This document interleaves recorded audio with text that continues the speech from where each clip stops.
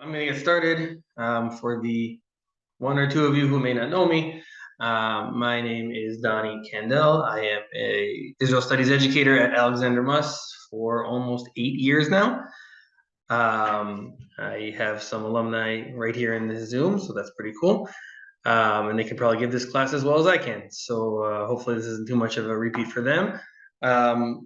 When they asked us to pick topics, they wanted us to pick things that were topical, like things that were relevant to today, but to kind of move off the direct classes that we did about the war in the beginning. So I was trying to think of things that were relevant to the war without talking directly about the war, and obviously it's almost impossible not to talk about the war, and I will bring up certain things, of course, directly related to this war that we've been going through, but I wanted to talk about something in the IDF in general, which is to understand that the IDF is in a lot of ways not like any other military in the world, and I don't mean that in the way that the people on college campuses say that. It's not the evil genocidal regime that you may hear in the news. It is in fact the opposite. But I'm actually not here to make the case about ethics either. There is a case to be made. That's not my agenda here today. My agenda here today is for us to understand what's so unique about the IDF is also its inextricable tie to Jewish history. The IDF is, in theory, a modern army that came with the creation of the state of Israel, right? I mean, we had before that we had the Haganah, Irgun, and the Lechi, and before that we had the Hashomer. These were older pre-state militaries, but in theory, it's a modern military for a modern country. But that's not entirely true. Meaning, the name Israel Defense Force may be something that was created in 1948, but the ideas behind it and the ideas that fuel it and inform it are ancient ideas that have been tied to the Jewish people from our very beginning. And that's the case I want to make here today, is to show you how Jewish history can be seen today still in throughout the IDF. And there's like three or four, I think four different sections that I chose. I will say, by the way, that when I put together this presentation, I actually had to cut because I didn't have a lot of time. And there are so many examples in so many different ways of how this is the case. And within each example, there's more sub-examples. So I really tried to be concise, which is hard for us Israel educators. But just know that this is only a taste of a much, much larger wealth of Jewish history that really informs the IDF. So I wanted to talk about that a little bit now. So I'm going to start with the first concept, which is one that is pretty well known to every Israeli, but is, at least for me growing up in America, was not a concept I was particularly aware of. I like that notebook, Abby. It's very good. And that is the concept of acharai. Acharai, which I wrote it in English. I realized I didn't write the English translation. The English translation of acharai is after me. Now, that seems relatively obvious. If we're talking about leadership, what does it mean to be after me? But I want to go into it a little bit of detail. I want to talk about, first of all, where the term comes from, where its origins are, and then how it presents itself in the modern IDF and how people talk about the IDF today.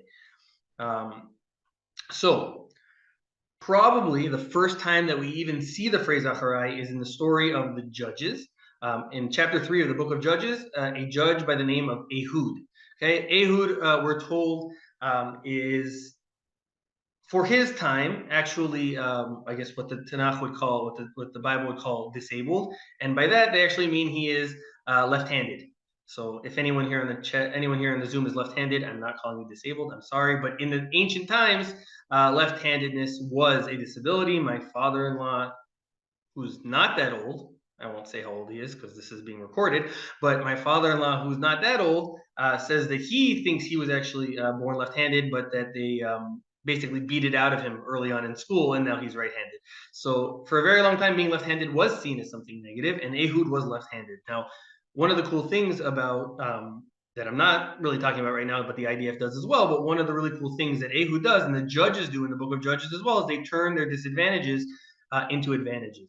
And so we have the Moabites, who are these really awful, tribe that is oppressing the Jewish people and making their lives miserable, stealing their food, killing them, stealing from them, really just making their lives miserable. And the people cry out to God for a savior, and God sends Ehud as a judge to save the people. Now, the king of the Moabites at the time is this guy named Eglon.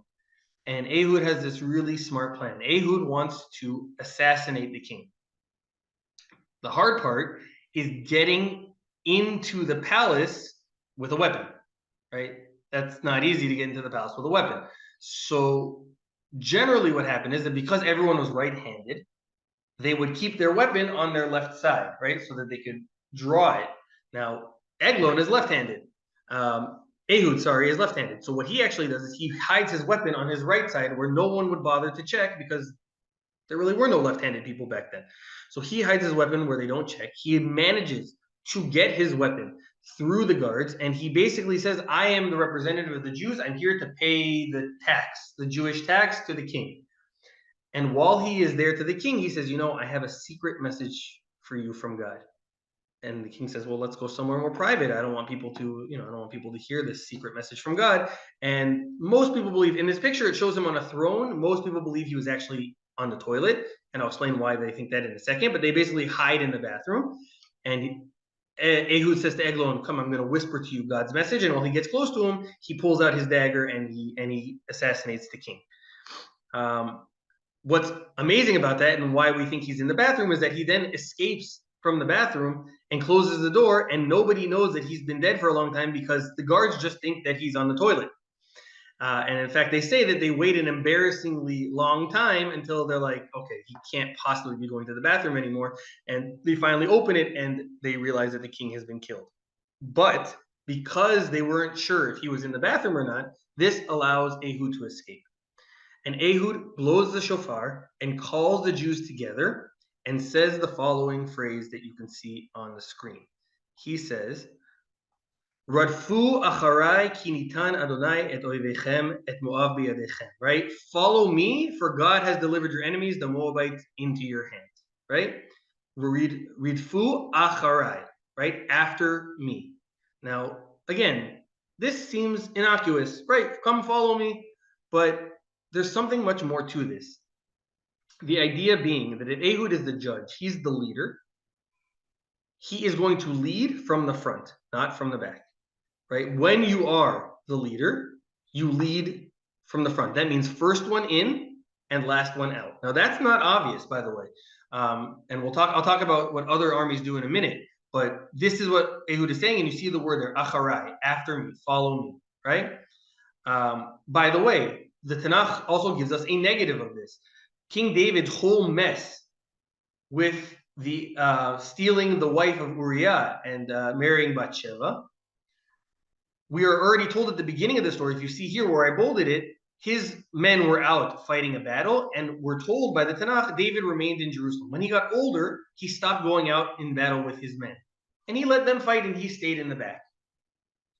And this leads to a lot of bad things. And actually, when he invites Uriah, the man whose wife he's trying to steal, to speak with him, the guy actually gives him a little bit of a critique. And he tells him, right, David says to Uriah, go and see your wife before you go back to the battlefield. And Uriah says, your majesty's men are camped in the open. How can I go home and eat and drink and be with my wife? As you live, I will not do this, right? My men are out fighting. How can I hang out at home? Which is actually a critique of David, saying, David, your men are fighting. How could you possibly be out staying in your palace? So the Torah, the Tanakh, is giving us the positive and the negative. But it's very clear that the idea is that the Jewish leader needs to be always in the front. First one in, last one out. We see that in a very real sense already when we talk about some of the most amazing stories in Jewish history, including the operation to free the hostages in Entebbe in 1976, right, when an Air France flight was hijacked by Palestinian terrorists and flown to Uganda, and they were held originally 254 hostages, but they only kept the Israeli and Jewish ones, so it was down to 105. All of them held in this airport in Uganda. And what eventually happens is that the IDF decides it's going to fly all the way to Uganda for an amazing rescue mission to save the hostages, and many of the hostages, I believe, out of the 105, 102 come home, if I'm not mistaken. But what's amazing is that no soldiers were killed except for one. And that's the guy you see at the top here, and that's Yoni Netanyahu. Okay, he's actually was the brother of current Prime Minister Bibi Netanyahu, but this is Yoni, his older brother, and Yoni was the commander of this operation. And the reason why he was the only one who died is because he was the last one to get on the plane. They went in, they rescued all the hostages, they put all the hostages on the plane. Yoni told his men to get on the plane while he laid cover. And at the last moment, he was cut down before the plane took off. They actually, it was so close to taking off that they were able to rescue his body. He's buried here, he's buried in Jerusalem. But this was the concept of Acharai. Yoni was going to be the first one into the battle and absolutely the last one out of the battle. That's Acharai, that's after me. And that is just as relevant today as it was in the 70s.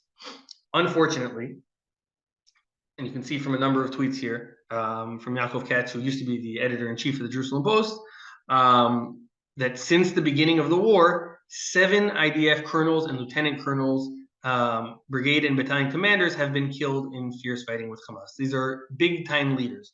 Now, why is this rare? Because usually the people who are really important, the colonels and lieutenant colonels, they usually stand in the back and they play the chess pieces, right? That's in most modern militaries, the most important leaders stay behind because they are supposed to be, you know, the brains of the operation and the logistics, and they're supposed to be the ones placing the people, but they are too valuable, quote unquote, to be placed on the front lines. The IDF doesn't do that. The IDF says first one in, last one out, Acharai. And so unfortunately, that leads to mass casualties of really important people, meaning high-ranking people, I should say. They're all important. And in this case, we've had at least 7.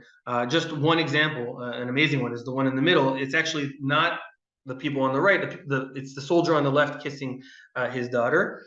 His name is Tomer Greenberg. And Tomer actually was a commander of a Golani battalion that was on the border on October 7th. And he, on October 7th, was there on the base, and he personally lost 41 soldiers that day.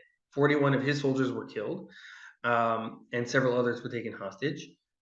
Despite that, he went down to Kfar Aza, which was one of the kibbutzim on the border there, and fought with his men to fight off the terrorists. And he actually was able to save, you see in the right-hand picture there, these twin children, Itai and Hadar Berdachevsky. Their parents, unfortunately, were both killed on October 7th, but he was able to save these twins on October 7th. And from there, he only went more. So, I mean, Tomer, this guy on the left, he's like, okay, now I'm enlisted, right? He'd already lost 41 soldiers. He fought in the battles of October 7th, but he was a commander. And right, he was a commander of the 13th Battalion of Golani, and he's like, okay, now there's a war, and he went right back in. And unfortunately, he was killed. He was killed last week, 2 weeks ago. He was killed fighting in Gaza.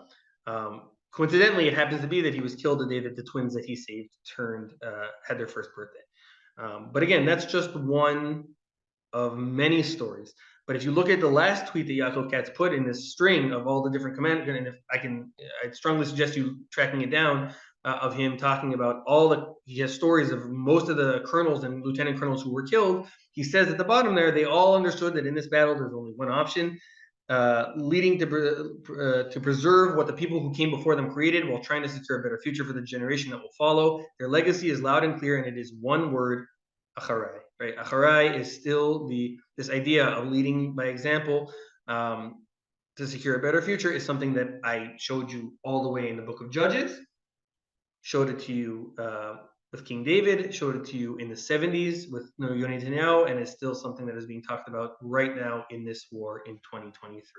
So that is the first of a few very deep Jewish ideas that inform the modern IDF.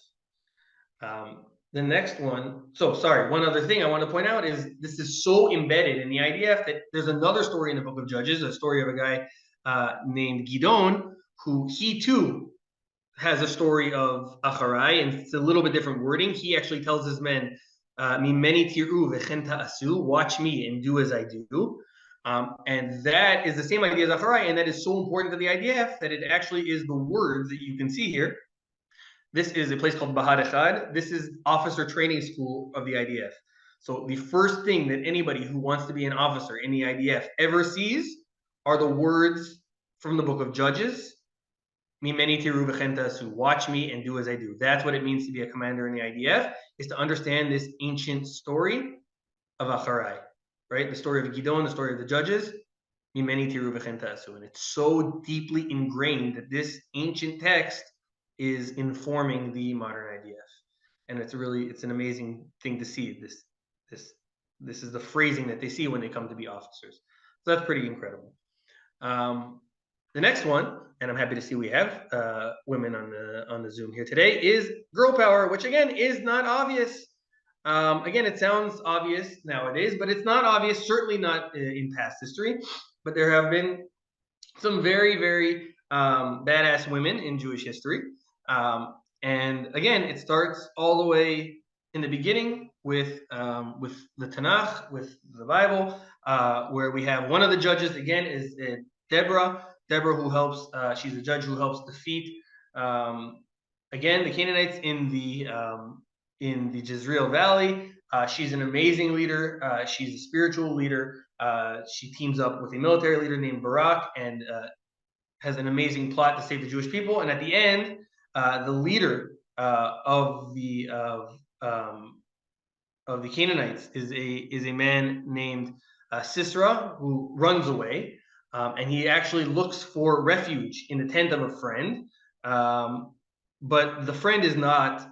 His name is Chaver, and interestingly enough, which sounds like Chaver, but he's not home. His wife is. His wife's name is Yael, and Yael is going to offer Sisera milk, which is going to put him to sleep.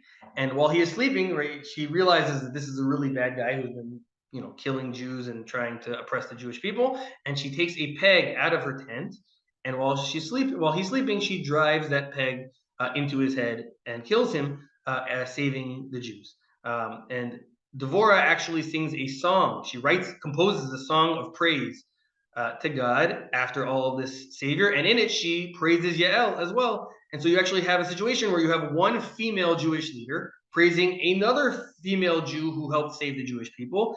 And that's pretty rare for ancient times, to have such empowered women do such amazing things to save Jewish lives.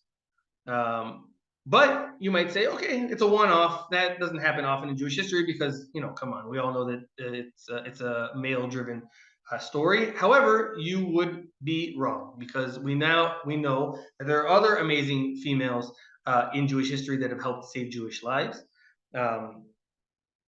This is not an exhaustive list. These are not the only ones, but another one that I wanted to talk about was Chana Senesh. Chana Senesh was born in Budapest in 1921. She was a Jehap, a Jewish Hungarian princess, very much so. We know this because she was given a diary for her bat mitzvah, and she used to write in it all the time. And she wrote about the normal things. She wrote about boys and dresses and dances. And that was the standard for the most of her life. She came from a very wealthy family. Her father was a famous writer in Budapest. And what eventually happens is that she gets nominated to be the head of her literary club in school, but then they kick her out because she's a Jew. And when she encounters this anti-Semitism, she starts to think more about her Jewish identity. And in her diary, right between a passage about a dress she wants to wear and a boy she kind of likes, she talks about, oh, dear diary, by the way, did I forget to mention I'm a Zionist now? Right? This is kind of like a one-off passage, and she decides she's going to move to Israel one day. This is at 17 years old, and the year is 1938. Her parents don't really want her to move to Israel. They want her to get a nice, go to college, marry a nice man, settle down. She says, I'm going. They say, fine, if you're going to go to Israel, please at least, go to college, get a degree. She says, no, we have enough intellectuals. I'm going to be a farmer. And she moves to Israel and becomes a pioneer farmer. However, 1944, word gets to the Jews in the land of Israel of what is going on in Europe. And the British actually give the Jews an opportunity. The British know that the Jews would be motivated to fight the Nazis, obviously, and they know that many Jews came from these lands and know the terrain and speak the language. And so they offer the Jews a choice. They say, we are looking for Jews to train with us and join a parachuting unit that is going to parachute into Nazi enemy territory and rescue British soldiers who are captured there. And Chana Senesh is one of two women that are chosen for this elite, unique job.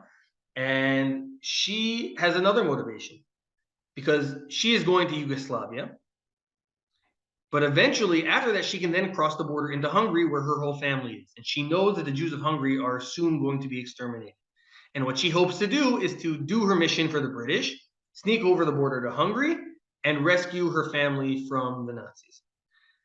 And so she decides, and so in 1944, in May of 1944, she parachutes behind enemy lines into Yugoslavia.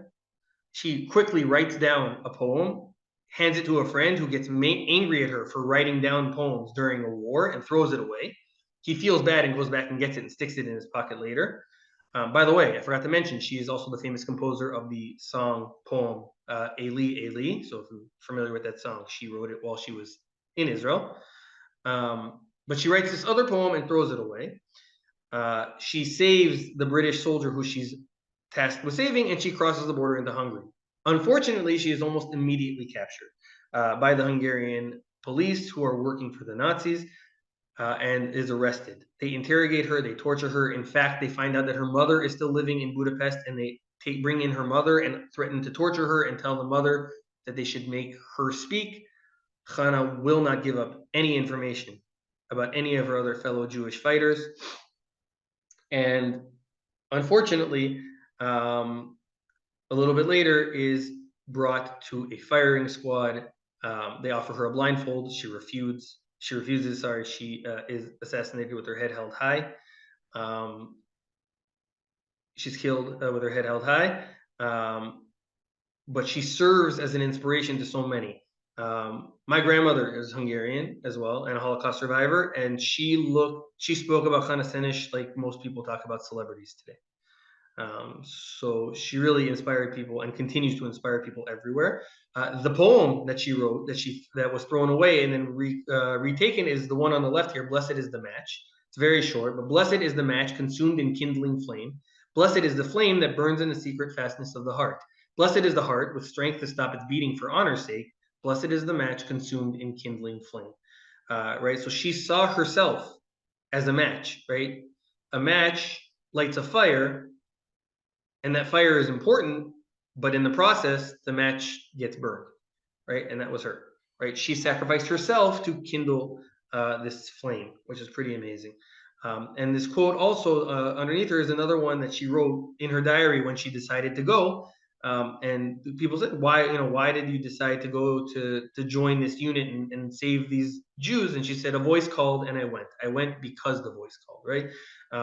Again, this idea of female heroics, this voice that she heard, this duty that she saw to be the match. Again, something deeply ingrained in Jewish history, that women too can be Jewish saviors. Women too are empowered to make a difference and to save Jewish lives. And Chana Senesh was that.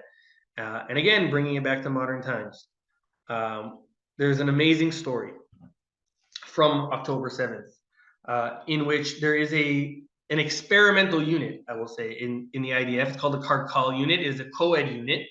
And part of that unit is a all-female tank crew. And they were on their base on the border with Egypt on October 7th in a place called Nitzana. That's where their base was. Very, very far down on the border with Egypt, like halfway between Gaza and Eilat. And they got called at 6:30 in the morning on October 7th, and we're told we're being infiltrated. So they took their tanks and actually armored personnel carriers, like basically big jeeps that they had no idea how to drive, with weapons they had no idea how to use because they were a tank crew, but they were all that was there. And they drove an hour from the border with Egypt to the Gaza envelope to engage in the fighting. They had no idea what they were showing up for. Again, in the armored personnel carriers, they did not know how to use the weapons. They taught themselves within 10 minutes they had mastered it, which is pretty awesome. And one of the first things they see, which is terrifying, is that they said they actually saw terrorists hiding in trees outside the kibbutz. And they had to open fire on the trees, right? And they said even afterwards, you could see like the dead terrorists hanging from the trees. They were hiding on the roads in the trees, waiting to pick off Israeli soldiers coming to hell. They eventually are going to make their way to two kibbutzim in the north, Cholit and Sufa. And in some cases, they're going to open fire. In other cases, they don't even know what's going on. There's terrorists everywhere. And they said they just started running over them. This all-female tank unit ends up fighting on October 7th for 17 hours straight. And they kill 50 terrorists. That is pretty incredible. And if you think about killing 50 terrorists on October 7th, how many more lives were saved? Of course, unfortunately, not enough. But that these women dropped everything on the border with Gaza, came an hour up the road, and just fought and didn't stop until they were told to for 17 hours. And killing that many terrorists is an incredible story. And again, a long line from Deborah and Yael in the Tanakh to Chana Senesh in the 40s to these women in 2023, which is another amazing echo of Jewish history.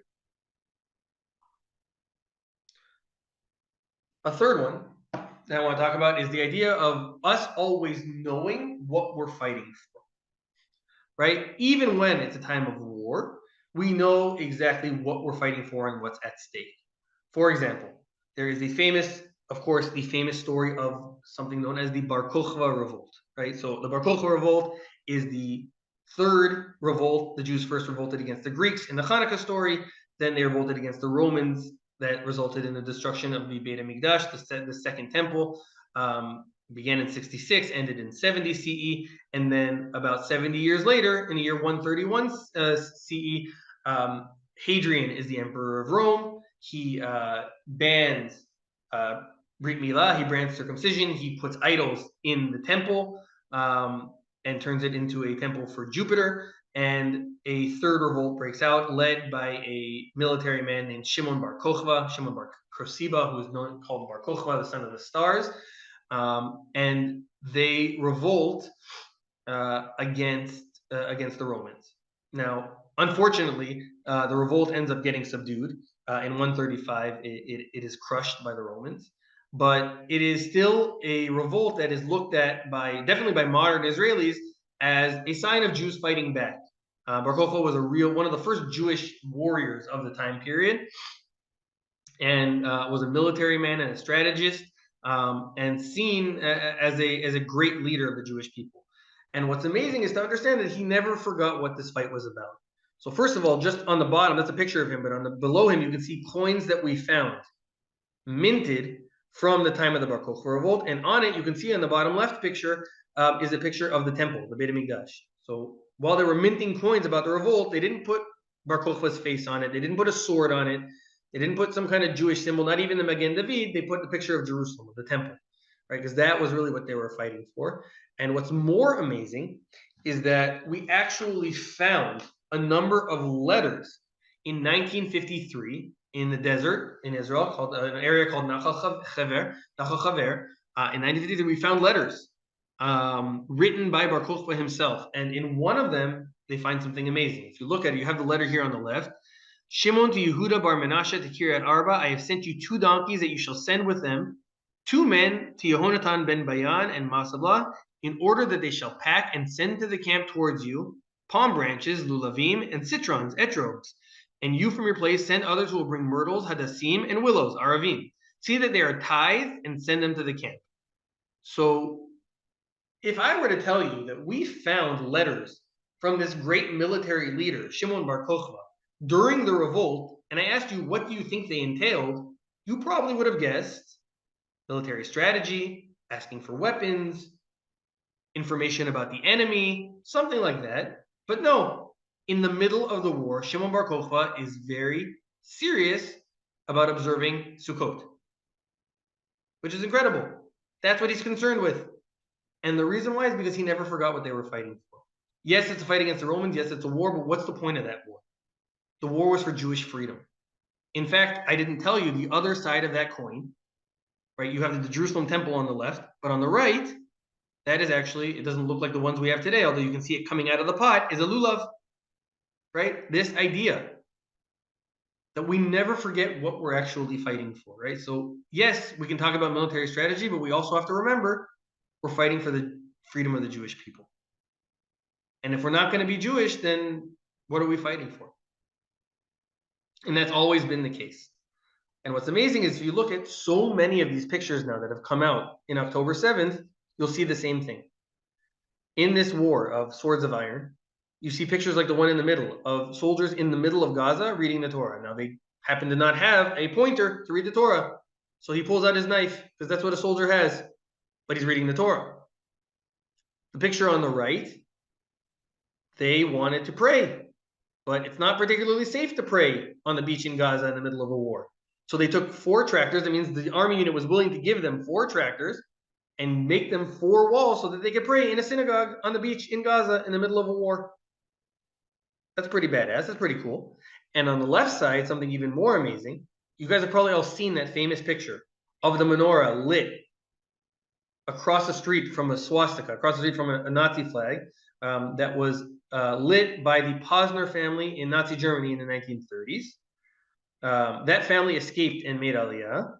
And that same exact menorah was lit by descendants of that same family in Gaza. That's pretty incredible. You can see it there on the bottom right side there, right? With the picture, the original picture in the background. Because the Jewish people never forget what they're fighting for. I'll just tell you, I didn't put this in the slide because I didn't have time, but I saw it yesterday because it was already after I'd done the slideshow. But yesterday there was an amazing video of soldiers praying in Gaza, and one of the soldiers had just had a baby, and I don't think he's seen his daughter yet, but he named her in Gaza. So they're actually having a prayer service on the beach in Gaza, and they ask him, what's the name, and they give the name, and they actually start throwing candies at him. So pretty incredible. Again, we never forget what we're fighting for.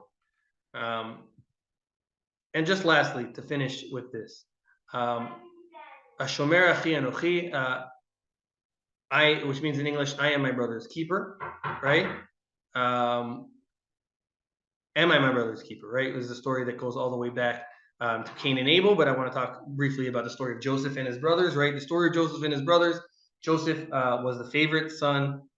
Jacob, his father, gave him a special coat to show him how much he loved him. This made the brothers insanely jealous. If you've seen the Broadway musical, it's a way better version of this story. I'm not going to sing it for you. It's not my forte. And I'm being recorded, so definitely not.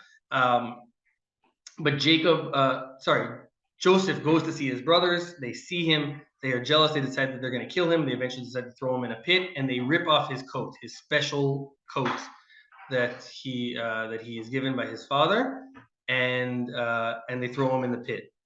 And that sets off a series of events that leads to slavery in Egypt, essentially.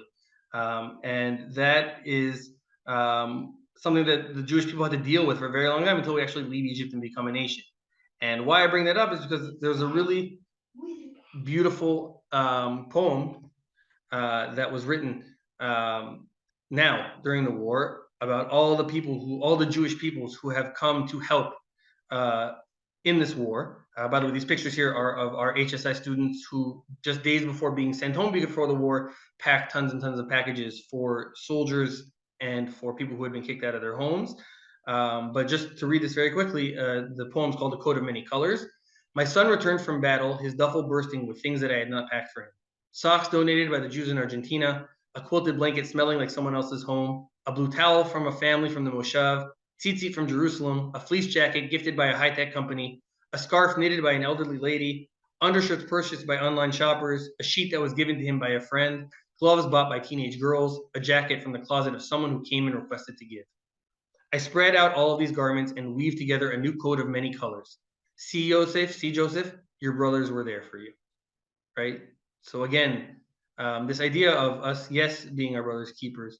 Um, again, this Jewish history is something that is not something that stays in the past. It's something that informs us, the Jewish people, and certainly the IDF. Um, and it is this strength that makes the IDF special, that makes the Jewish people and the state of Israel special. And it is ultimately why we're going to win this war. And with that, I want to say thank you, and Am Yisrael Chai. And I really do believe that this is our strength, and this is why we'll win. So thank you guys for joining me today. It's been a pleasure as always. And hopefully the next time I talk to you, the war is over. Israel is in a better place. The hostages are home, and yeah, better days. But thank you guys for joining. Nice to see you all.